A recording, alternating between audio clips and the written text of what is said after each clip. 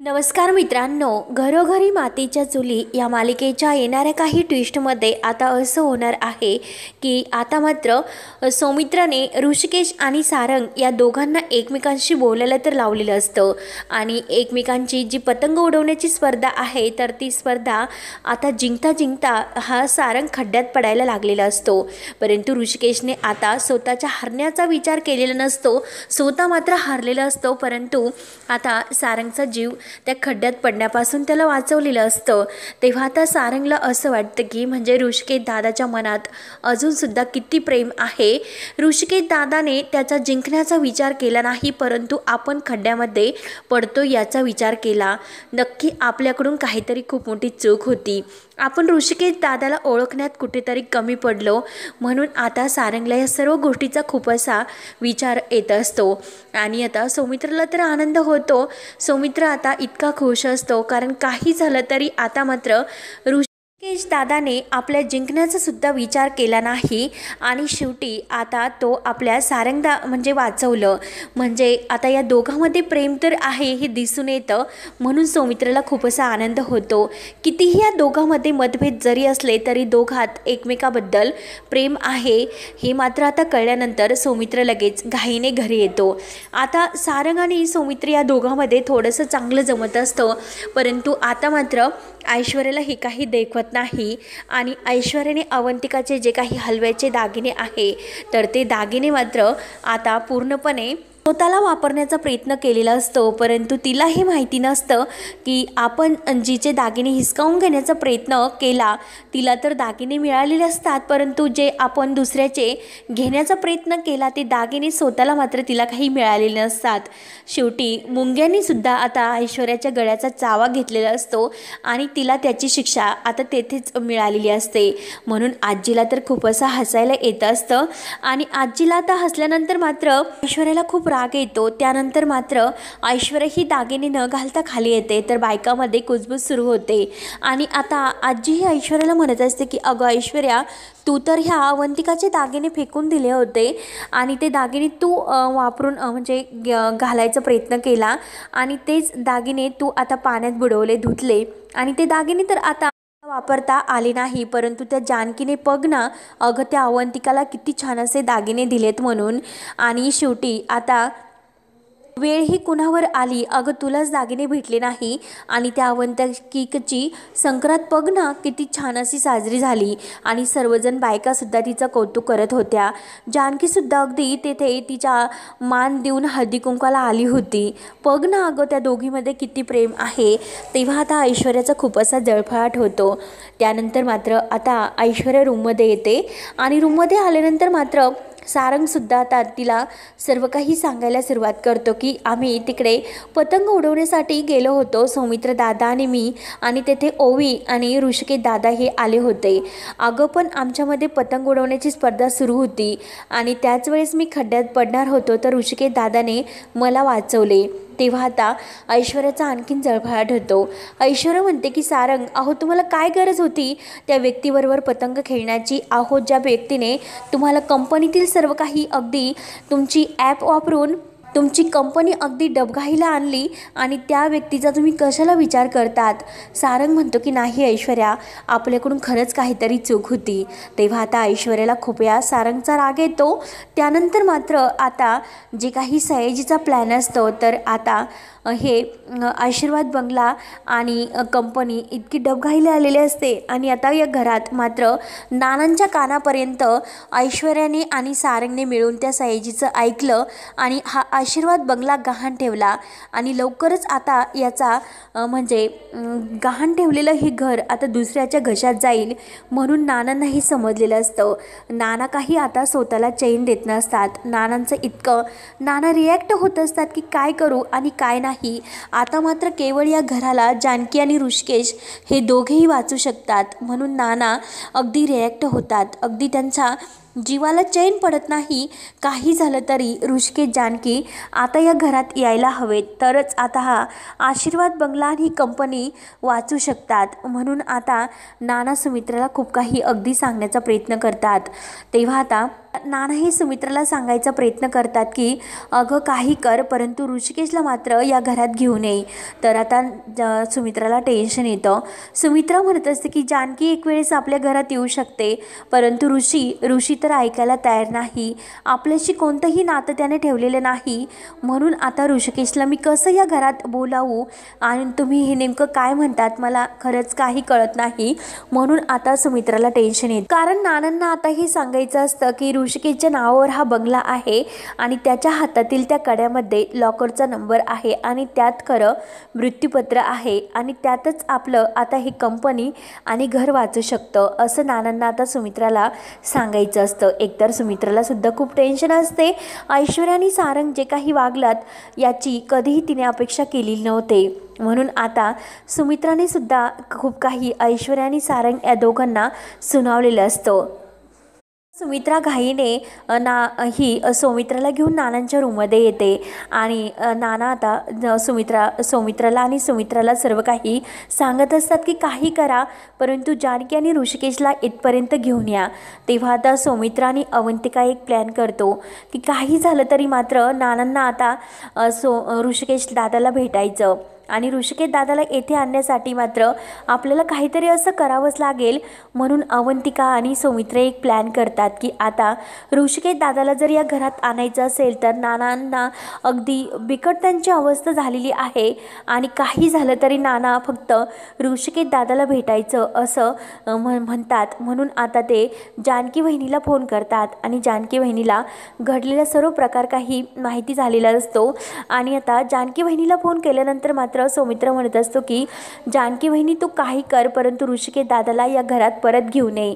नानांना असं काहीतरी सांगायचं आहे की नाना फक्त जे ऋषिकेशला सांगू इच्छितात आणि तरच मात्र आपलं हे आशीर्वाद बंगला आणि ही कंपनी वाचू शकते. जानकी वहिनी तूच आहे की आता ऋषिकेश दादाला येथे घेऊन येऊ शकते. तर जानकी म्हणत असते की सौमित्र भाऊजी तुम्ही काही टेन्शन घेऊ नका, मी आता ऋषिकेशला समजावते आणि तिकडे घेऊन येते. तेव्हा आता जानकी ही ऋषिकेशला समजावण्याचा प्रयत्न करते की हे बघा ऋषिकेश, आहो ते कितीही चुकतले असले तरी आपण मात्र चुकायचं नाही, कारण ते घर हे आपण आपल्या हक्काचं आहे आणि आपणच त्या घरातील मोठे असल्यामुळे ते कर्तव्य हे आपल्यावर पडतं, ती जबाबदारी त्या घराची पूर्णपणे आपल्यावर आहे. ते कितीही चुकले असले तर ऋषिकेश आपल्याला मात्र आता काहीतरी करावंच लागेल. अहो ऋषिकेश, ती ऐश्वर्या अशी आहे की तिने आपल्या सर्व घराला अगदी असं विखरून टाकलं आणि नानांची काही चूक नव्हती. नाना का असं वागले असतील याचं कारण आता नानाच केवळ आपल्याला सांगू इच्छितात. त्यामुळे ऋषिकेश काही करा, परंतु प्लीज नानांना जे काही सांगायचं असेल तर ते नानांचं ऐकून घेण्यासाठी प्लीज एकदा घरी चला.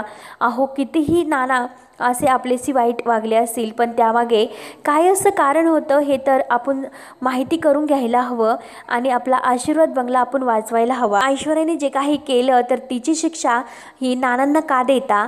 नाना आणि आई कसे होते ऐश्वर्या येण्या अगोदर, परंतु गैरसमज हे ऐश्वर्याने वाढवलेत आणि यात मात्र आता नानांची काय चूक आहे आणि आईंची सुद्धा काय चूक आहे ऋषिकेश एकदा समजून घ्या. परंतु ऋषिकेश मात्र आता जानकीचं काही एक ऐकायला तयार नसतो. ऋषिकेश म्हणत असतो की जानकी हे बघ, काही झालं तरी त्या लोकांचा आणि माझा कोणताही संबंध नाही. त्यांनी आपल्याला घराच्या बाहेर काढलं त्याच दिवशी मी त्यांच्याशी असणारा संबंध तोडून टाकला आणि हे बघ आता फक्त माझं कुटुंब, माझी बायको आणि माझी मुलगी आहे आणि आता जी कंपनी आहे तर त्या कंपनीकडे लक्ष द्यायचं आणि अगदी आपला सुखात संसार थाटायचा. जानकी म्हणते की नाही ऋषिकेश, आपण कुठेतरी चुकतो. म्हणजे मी तुम्हाला समजावण्याचा प्रयत्न करते की अहो नाना हे केवळ आता तुमचे वडील आहेत. एका वडिलांचं काय प्रेम असतं हे नाना आणि आईंनी मला दिलं. अहो मी तर आणत होते आणि त्या घरात आल्यापासून मला ते प्रेम त्या घरामध्ये मिळालं. मग तो घर आहे ते असं दुसऱ्याच्या घशात मी कसं जाऊन देईल? ऋषिकेश प्लीज, मी तुमच्यासमोर हात जोडते, परंतु जे मी सांगते एकदा तरी प्लीज तुम्ही ऐका. नानांसाठी आता तुमचा राग द्वेष सर्व काही मागे ठेवा. तेव्हा आता जानकी त्या कड्याबद्दल सर्व काही आता ऋषिकेशला सांगते की ऋषिकेश, मी तुमच्यापासून एक गोष्ट लपवली, मला माफ करा. अहो जे पार्वती आईने दिलेलं कडं होतं तर ते कडं मात्र आता त्या ऐश्वर्याने माझ्याकडून घेतलं, कारण ज्या दिवशी तुमचा वाढदिवस होता त्या दिवशी ते कडं आणण्यासाठी मी सोनाराच्या दुकानात गेले होते.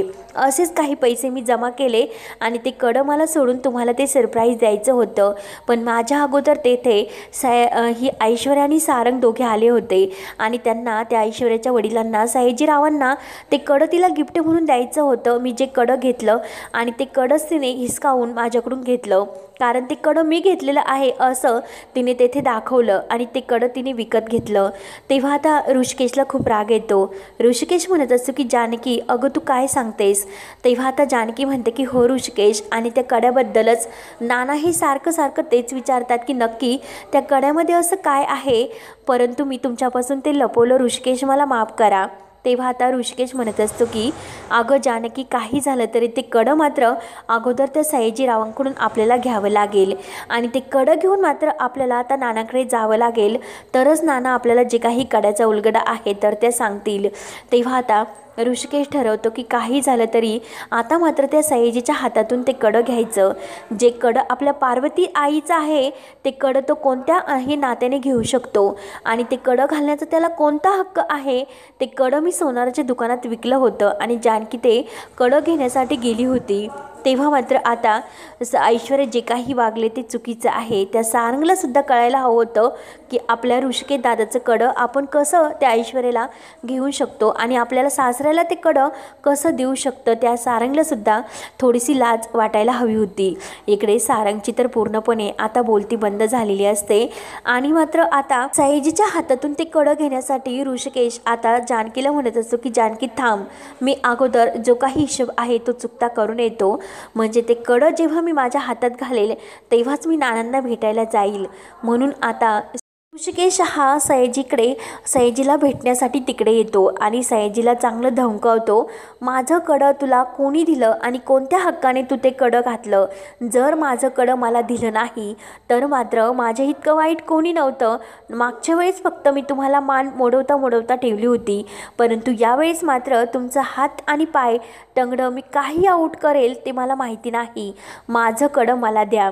म्हणून आता हा ऋषिकेश खूप चिडतो.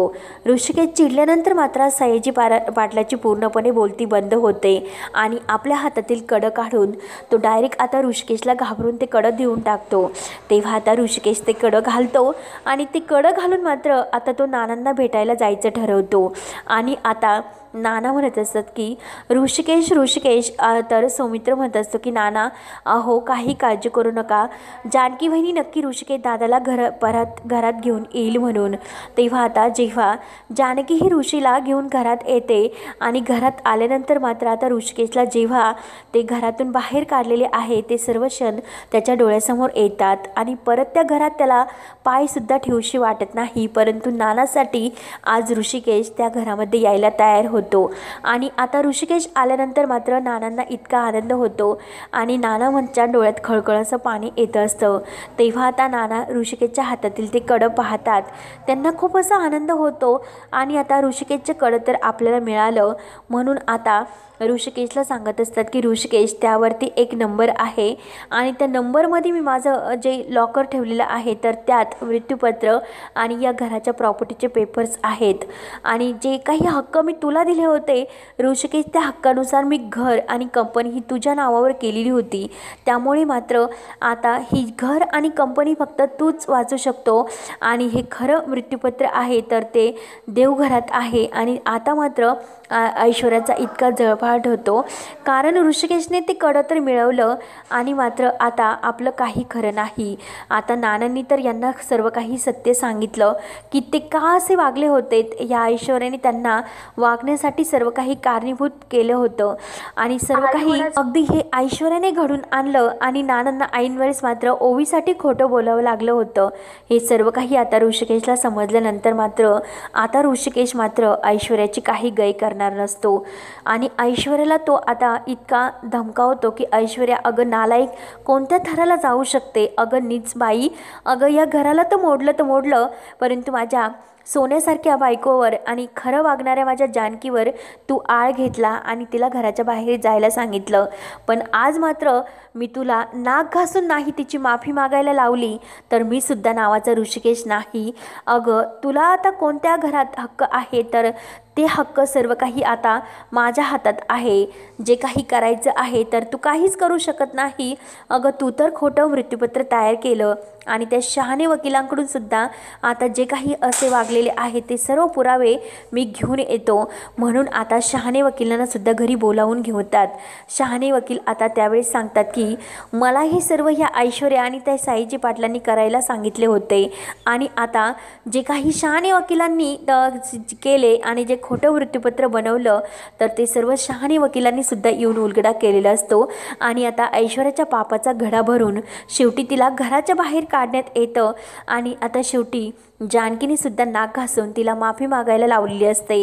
आणि आता मात्र तिच्या बाजूने कोणी असं उरणारं नव्हतं. शेवटी ऐश्वर्याला तिच्या पापाची शिक्षा परत मिळालेली असते.